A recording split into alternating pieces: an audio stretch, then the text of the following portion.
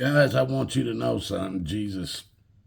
I know you guys laugh when I say I walk with Jesus, but Jesus straightened me out on a few things last night. Last night, because I did a video yesterday, and this is why a lot of times videos don't stay up on my channel. I start thinking for myself instead of letting Jesus guide me. That's a fact. I started talking about, because Jesus told me at the beginning of this year that this was going to be the year of my vindication. And folks, it was like 2 months later, my channel, Watachi Running Free, was opened back up. YouTube turned my channel back on. And all of my channel, all my videos, which it wasn't even my original channels, folks. I was transferring videos from another channel because they were shutting all my channels down. They were shutting them down. The Watachi Running Free channel was shut down within a week or two after my trial was done. After I was found guilty and given 2 years, my Watachi Running Free channel was taken down. Now, I had started the Watachi channel, which you're listening to right now, and I tried the videos I could get on, I got on, but I talked about my trial all the way through this on my Watachi channel.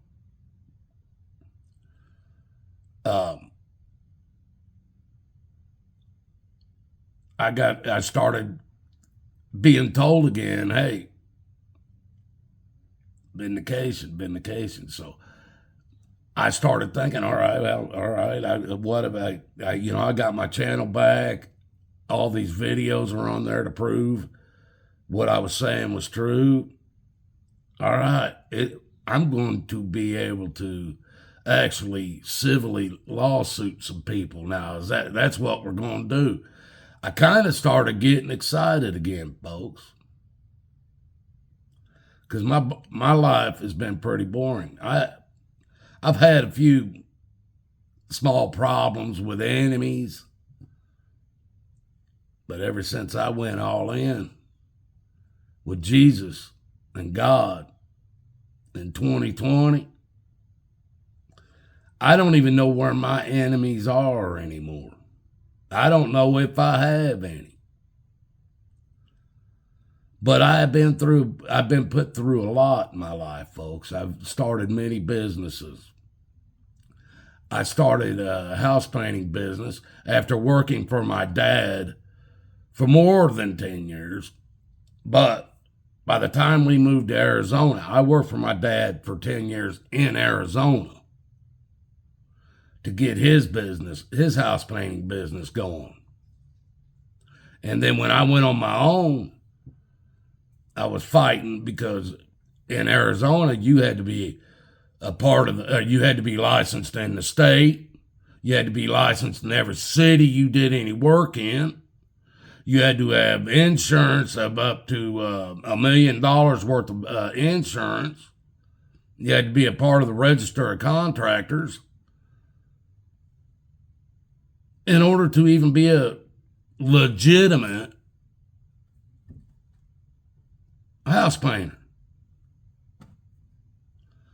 Well, I helped my dad for 10 years. My dad had all that. We could do multi-million-dollar homes under my father's B&T Painter account.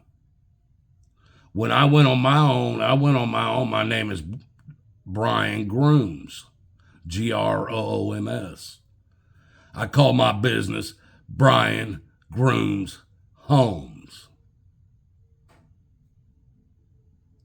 What else would I call it? That's exactly what I did. My company, groomed homes, inside and out, all of it. Stucco, we did it all. But I didn't have all that money to be licensed by the state, be licensed by every single city that you do any work in. And the more the more luxurious the city was, the higher percentage I had to pay. My dad did all this stuff. He was able to make enough money to pay all this stuff. But when I was trying to start my business, I didn't have all that kind of money. I wasn't making that kind of money. My dad charged $300 an hour 30 years ago, 40 years ago, or not 40, 30 years ago, for just him and his truck and tools and his knowledge. Any men, anything else, paint, all that was added to the top of that.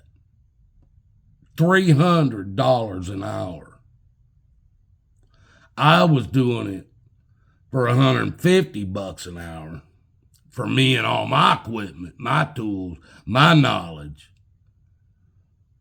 not counting paint stuff. So I was able to do work for people who couldn't afford my father. That's a fact.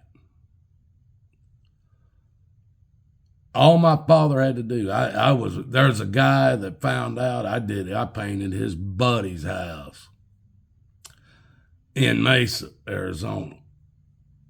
I painted his buddy's house twice. His buddy asked him, "Hey, man, who's painting your house? Can you get him to come over to Scottsdale, Arizona? That's one of the high-priced places. And paint my house as well." Well, I wasn't licensed to work in that city because I couldn't afford all the licensings. I could have worked on it if it was in Mesa, but not in Scottsdale. That's high dollar stuff. An Indian from India. Oh, come on, man, get him, come on.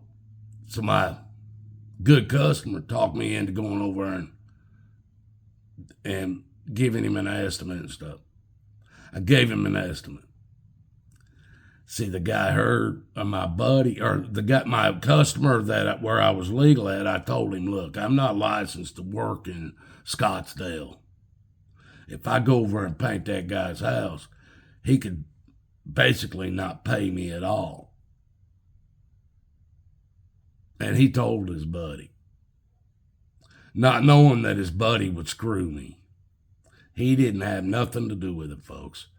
The customer that I'd done painted it twice didn't have nothing to do with it. He was telling his buddy, but he told him also, he goes, because Brian isn't licensed in that city, he's going to give you a killer deal. And I did. I painted the guy's house, tickled to death with it.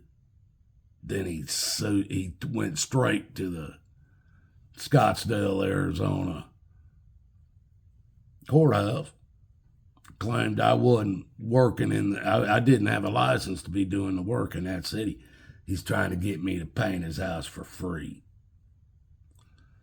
He almost did. I did get $500 of material costs up front. He still owed me about $1,500 after I got done with the job.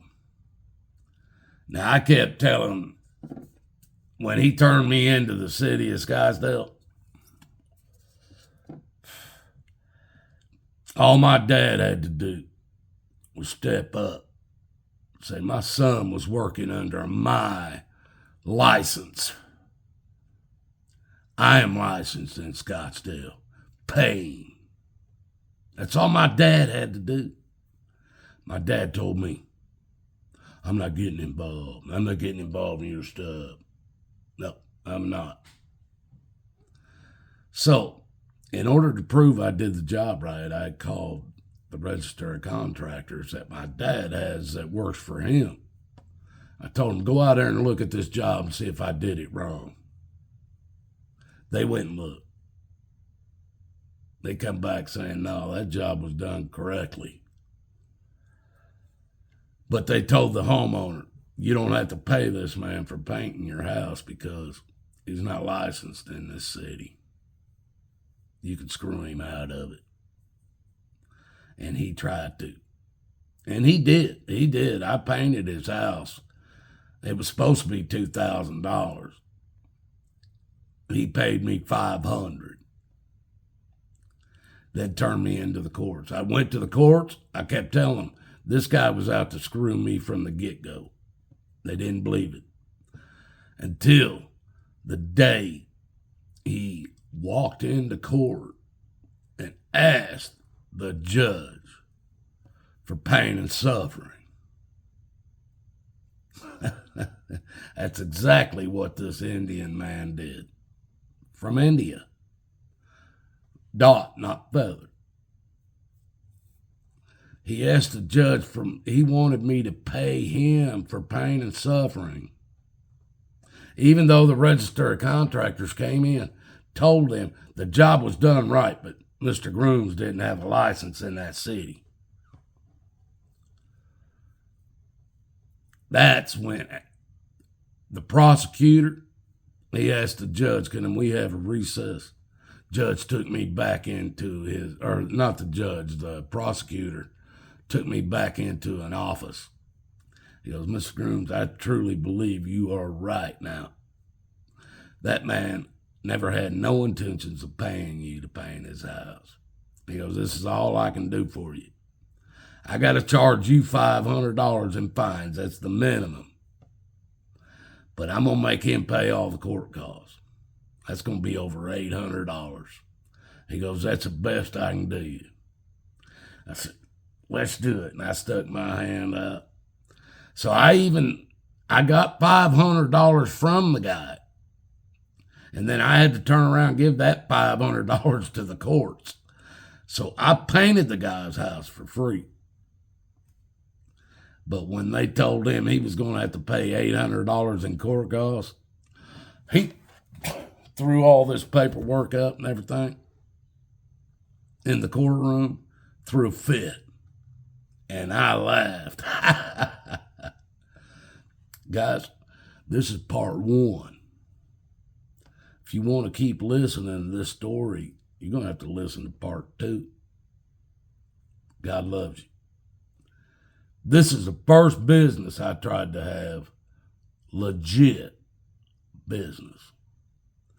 And the government took me down because I couldn't follow all their regulations. I was nobody. I never got called back on a job because it was, if I did, if something was peeling or something, it was a little small spot, I'd go out there, scrape it off, prime it real good, repaint it, touch it up, and no problems. Never had to deal with anybody in court over a job I didn't do right. Only over a job they didn't want to pay me for doing.